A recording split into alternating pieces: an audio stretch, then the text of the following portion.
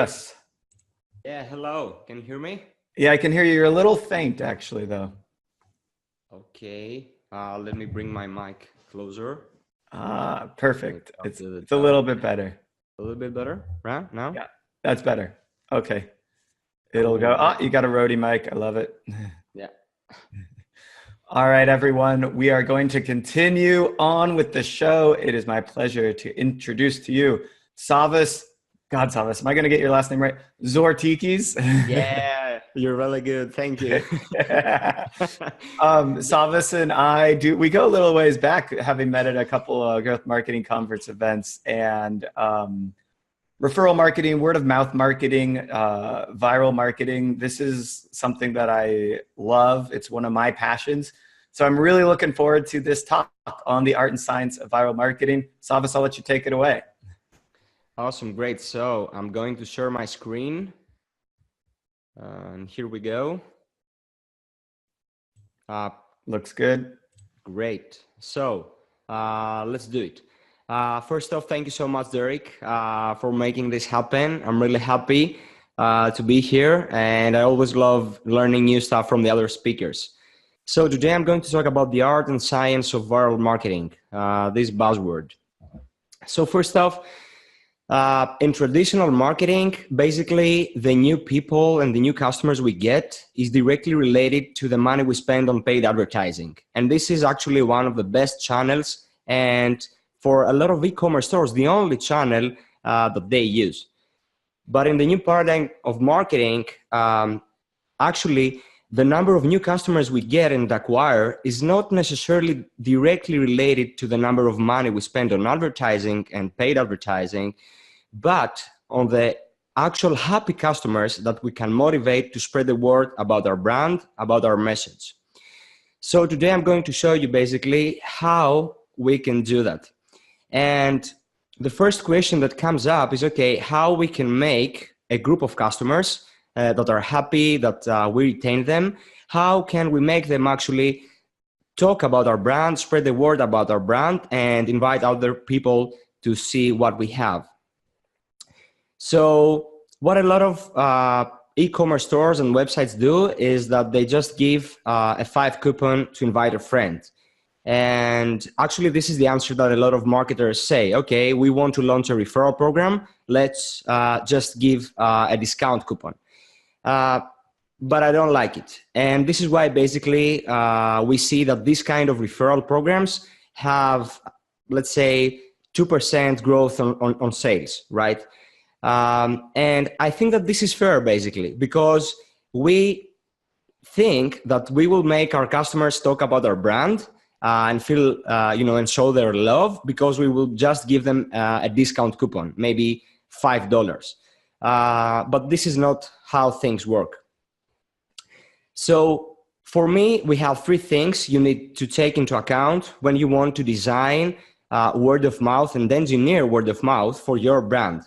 Of course, you have to have a great product. So I won't dig into having great product, a great customer experience, and customer service, and the rest of these important factors, because the other speakers are already focused on that, and I suppose that more people will talk about it. So I will focus on consumer behavior. So what make people share about the tactics and metrics in order to have sustainable word of mouth growth for your e-commerce store. So why do people share? Let me tell you a story. So there is a restaurant in London called The Shed at Dulwich. So for a couple of years, it has been operating privately. So they didn't have any website. They didn't have any TripAdvisor page, nothing. So you had to know this restaurant and had exclusive access to it. So last year, basically, the owner decided to launch it publicly. They created a website, they created a TripAdvisor page, and when they did so, they were the worst restaurant in London. Actually, the worst. So they wanted basically to do something in order to get to the top. And they decided to not spend any money on paid advertising, which is a bit of counterintuitive. So what they did is that they created a menu comprised of moods. So instead of just telling people what to eat, like a steak or like a fish or something, you could get a menu based on your mood. So you could take the love menu, the comfort, the happy, the contemplation, empathetic, and others. And that actually created some word of mouth because it's not something that we're used to see when we go out to eat at a restaurant. The second thing that they did is that instead of just posting really good looking photos, like still life photos with the products, the food, the restaurant, the happy people in there, the owner posted some controversial photos. And for example, this is a photo with his foot and an egg. And that created a lot of people, talking about it. Others, they hate it. Others, they send it to their friends privately on Instagram. So it started taking a lot of buzz. And then they started taking reviews on TripAdvisor, and they managed to get at the top of TripAdvisor in London. And you can understand that this means a lot of money for this restaurant. So they became #1. But till now, I didn't tell you the whole story. There is also another part of it. And basically, when they asked the owner, Uba Butler, he wrote that I realized what it is the appointments, the lack of address, and general exclusivity of this place that made people, generate this buzz about the restaurant. They're looking at photos of the soul of my food drilling over the coming months. The search phone rings instantly. And it was really interesting because, for example, all the newspapers in England, they were trying to reach out to them to take an interview, but he didn't show up to any interviews. You couldn't actually make an appointment because it was fully booked for the next year or for the next 9 months. You couldn't find the address, and it was really crazy. So what happened is that actually they started writing reviews, people from his team, fake reviews, so they understood how TripAdvisor works. They started writing reviews, but then the interesting thing is that a lot of people that never been to the set, they started writing reviews, they started posting photos on Instagram, and you may be wondering why. So let's dive into that. First, it's gamification. People like and are addicted to games. So a thing that made this whole experience more gamified was that you had to book an appointment, and you couldn't basically do that because it was fully booked. And of course, they engineered it. And the lack of address. So people were trying to go at Dalwich and see where the restaurant was. So gamification is a very important fact of virality and word of mouth. The second thing is exclusivity. So we all like to feel exclusive. And this is why people started posting photos on Instagram and Facebook saying that, oh, it was a great experience, the food was great, even if they haven't been there. And the reason, because they wanted to show off, because this is how human behavior works. And the third one is that we don't share boring things. Our brand, what we sell, our story, and all of this stuff needs to be remarkable. So this is what happened with after posting that menu on the website. This is what happened when the owner started posting these ugly or beautiful photos, your call. So it needs to be remarkable. So for me, the 3 things you need to have in your referral program, in your brand, deeply integrated in the whole experience, is that you need to have the gamification in that, exclusivity, and make something remarkable. And the interesting thing is that this restaurant actually is not real. It never happened. It was just a fake restaurant that this guy wanted to show that you can fake everything on the internet. But for me, it's one of the best examples of how you can actually engineer and design word of mouth and virality for a product or a service. So this is something that I want you to keep in mind for consumer behavior. The 3 factors that make people talk about their brand. The second part of my presentation is about tactics.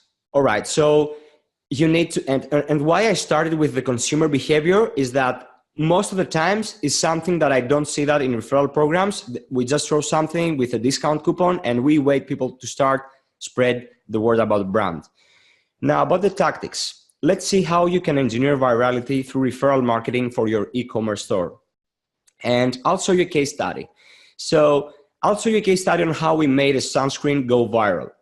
So Unicorn SNOT is a Brooklyn-based brand that they sell glitter, skincare products. They're quite playful. And what they did basically is that they wanted to launch a new product.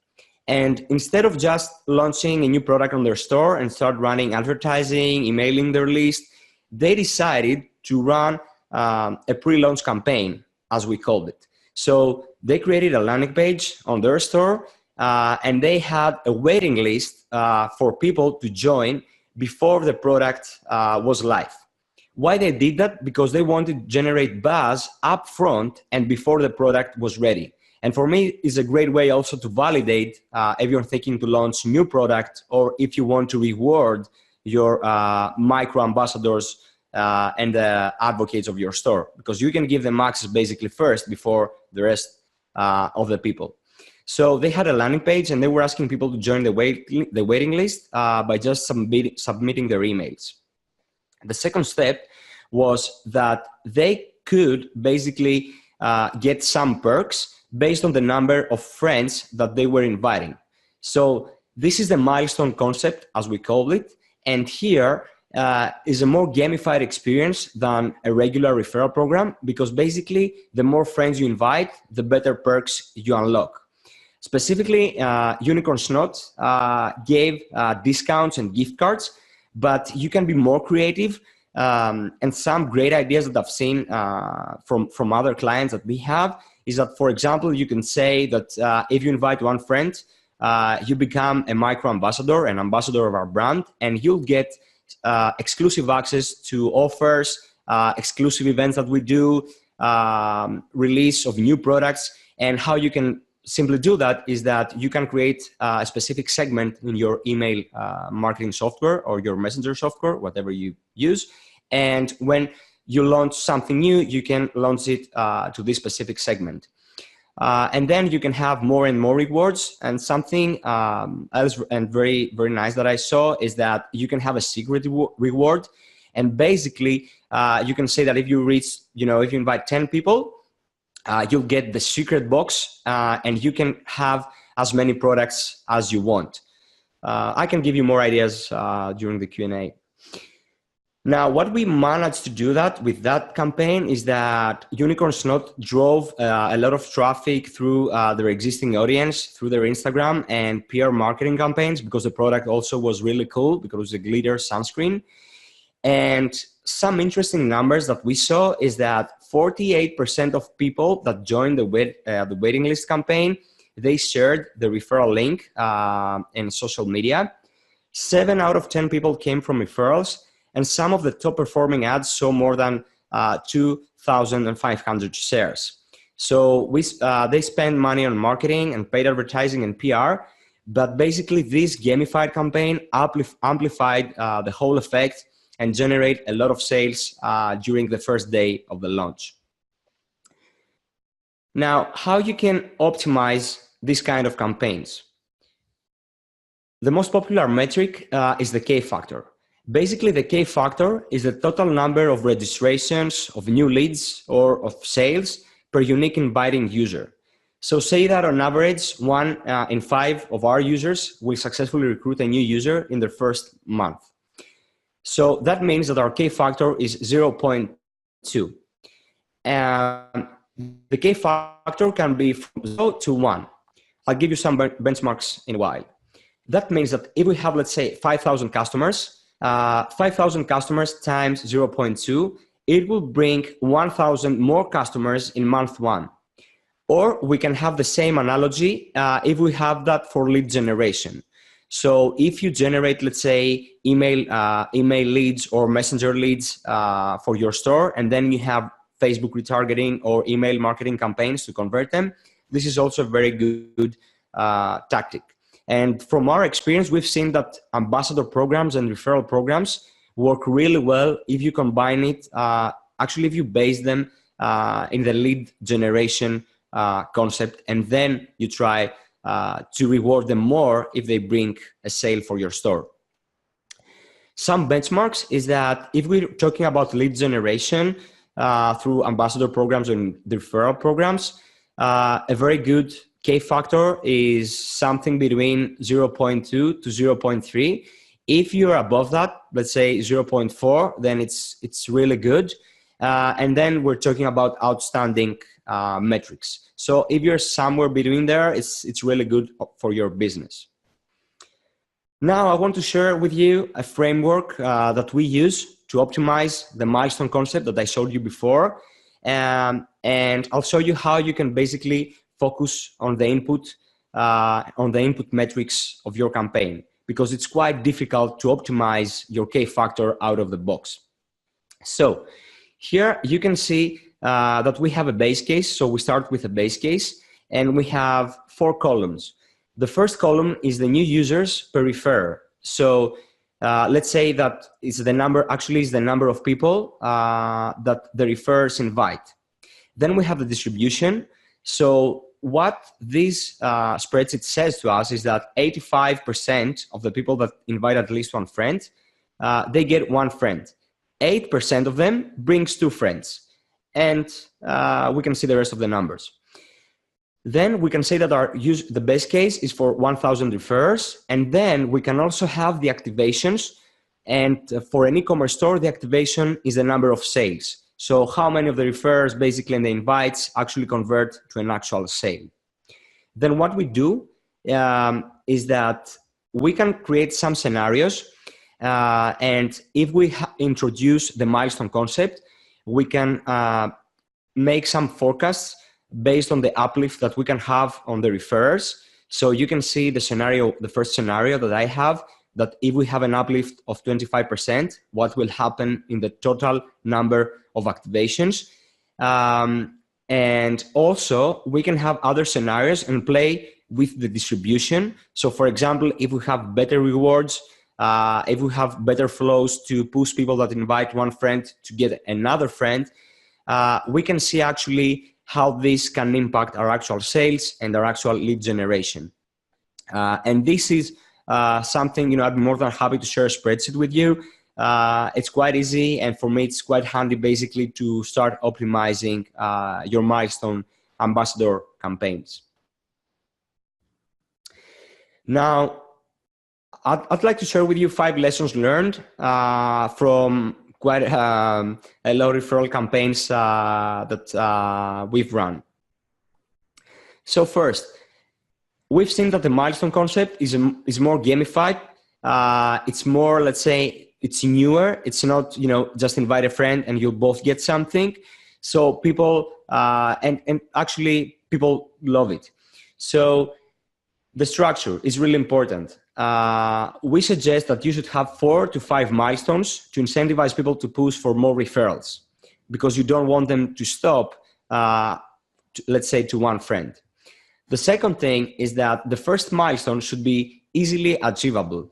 And for example, 1 referral or 3 referrals.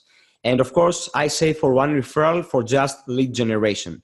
But you can make it to 2 or 3. But if you want to attribute it to an actual sale, 1 is really important. And then the last milestone should be difficult for people to get it, because you can have actually micro-influencers or real influencers, but most of the time these kind of campaigns works for micro-influencers. And you can have them, to spread the word and bring 50 or 100 or 200 friends, because they may have a huge Instagram account or a blog or something. The second thing that's quite good is that you should have in mind that most of the word of mouth happens offline.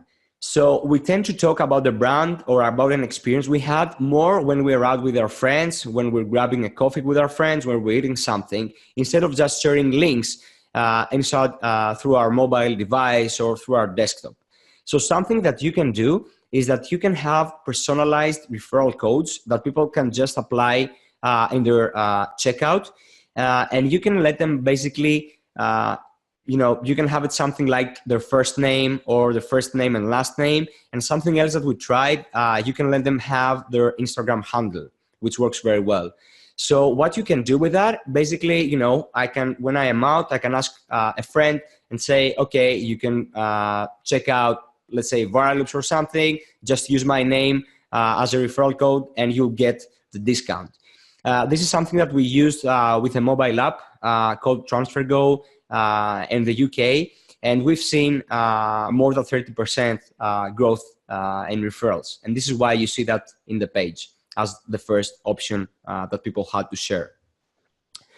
Another tactic used from Greta Rose van Merel, who is a well-known marketer and e-commerce founder, is that you can just use her name and check out basically for a discount. So you can drive a lot of referrals also from Instagram stories. And something that is really important is that you should actually explain to people, and I'm not talking about influencers and people that inviting others is their actual job, but for ordinary people that just inviting their friends or talking about something on the web, is that you should tell them, okay, you can have let's say the details on how people can share that. There is a great newsletter called The Hustle, and they do that very well. They even ask you to send your personal link in your company's Slack channel. Another insight that we had is that from a Shopify store, that Facebook was where the campaign took off.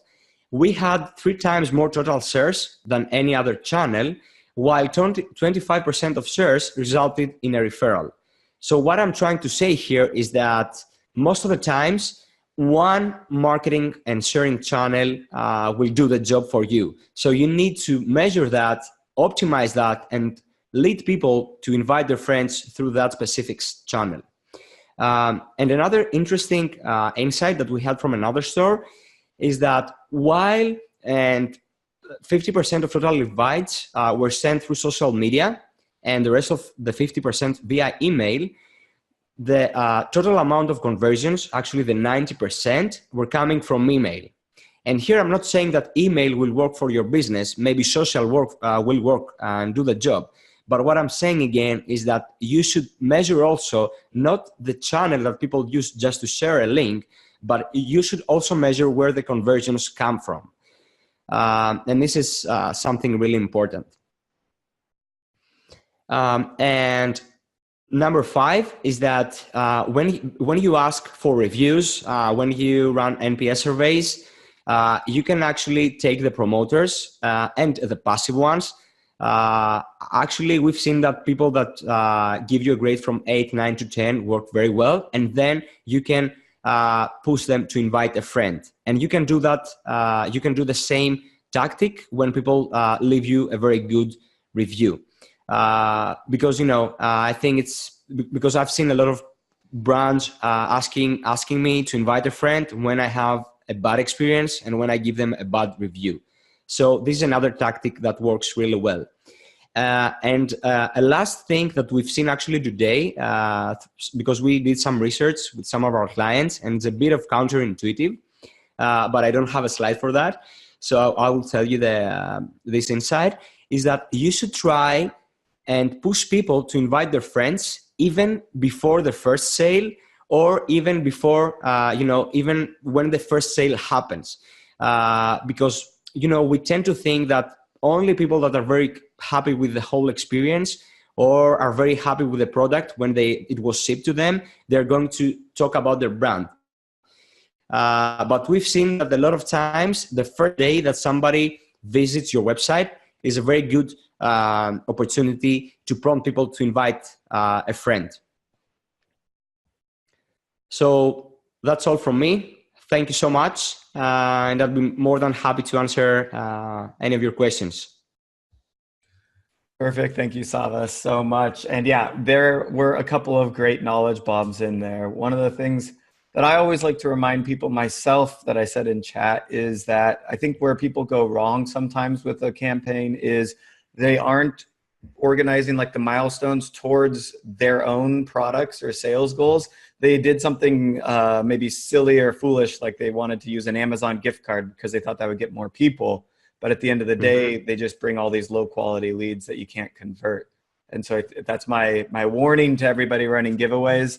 Never go with the Amazon gift card or the iPhone giveaway unless you're 100% sure that the audience that's going to see this giveaway is like a purchasing oriented audience. Because if it's going out on social and they're looking to refer people virally, it's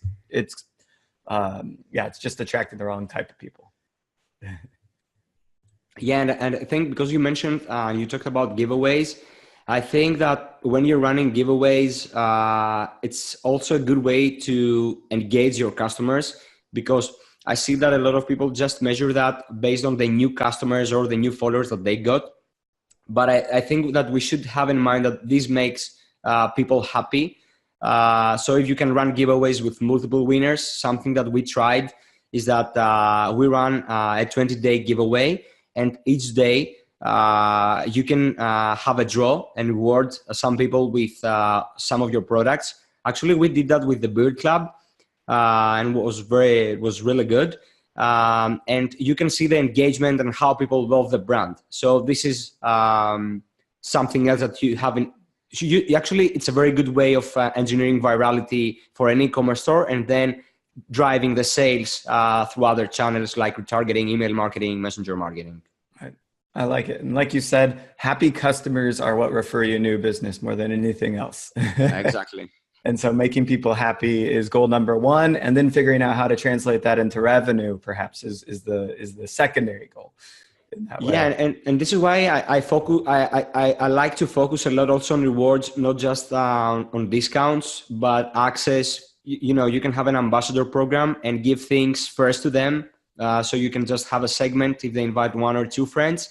And then you can, let's say that you launch a product and you may say that for the first 5 days, it's only available for you with a specific discount. And then it goes live for the rest of others. So nice. If you want to focus on driving, word of mouth for your business, you need to spend time and think of ideas and tactics that make people, make your customers feel differently from the rest of the people that just make a purchase from your store. I love it. Love it. Okay. We do have a couple questions, but we're out of time. So I'm going to ask you to either answer those in chat, or if you guys can maybe email Savvas for follow-up. Savvas, can we drop your email in here? Yeah, sure. I'll do that right away. Okay.